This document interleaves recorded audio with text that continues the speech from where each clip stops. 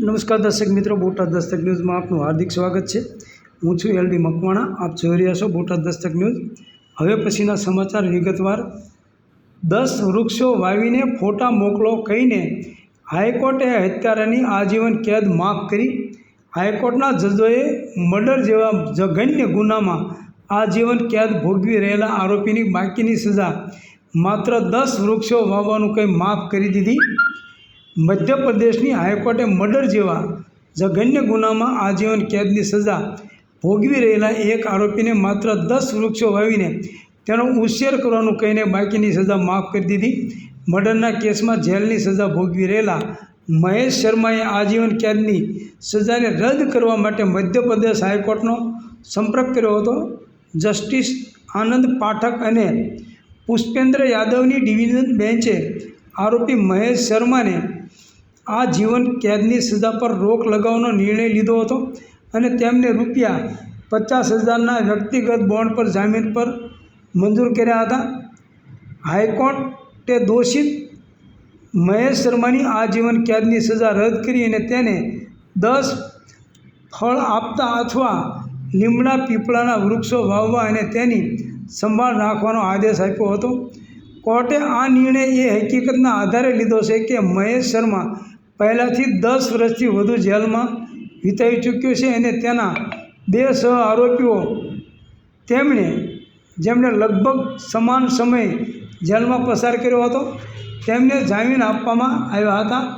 વર્ષ 2021માં મહેશ શર્માને ભારતીય દંડ સંહિતા IPCની કલમ 302 હત્યા અને 149 ગેરકાયદેસર રીતે ભેગા થવું હેઠળ ટ્રાયલ કોર્ટે દોષિત ઠેર્યો હતો।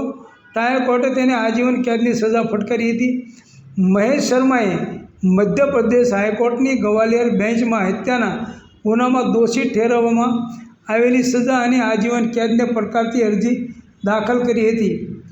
મીડિયા રિપોર્ટ મુજબ મહેશ શર્માના વકીલે કોર્ટમાં દલીલ કરી હતી કે તેમના ક્લાયન્ટ પહેલાંથી 10 વર્ષ અને 8 મહિના જેલમાં રહી ચૂક્યા છે અને તેમની સજાને ધ્યાનમાં રાખીને સ્થગિત કરવી જોઈએ। વકીલે એવી પણ દલીલ કરી હતી કે મહેશ સારા કાર્યો કર્યા દ્વારા સમાજની સેવા કરવા માગે છે અને તેથી તેમને જામીન આપવા જોઈએ। જસ્ટિસ આનંદ પાઠક અને પુષ્પેન્દ્ર યાદવની ડિવિઝન બેન્ચ મહેશ શર્માની આજીવન કેદની સજા પર રોક લગાવવાનો નિર્ણય લીધો હતો અને તેને ₹50,000ના વ્યક્તિગત બોન્ડ પર જામીન મંજૂર કર્યા હતા। કોર્ટે તેને 2 જામીન લાવવાનું પણ કહ્યું હતું અને 10 વૃક્ષો વાવવાનો આદેશ કર્યો। કોર્ટે કહ્યું કે આ અપીલના ઉકેલ સુધી જેલની સજા પર રોક રહેશે પરંતુ તેણે દંડની રકમ જમા કરાવવી પડશે।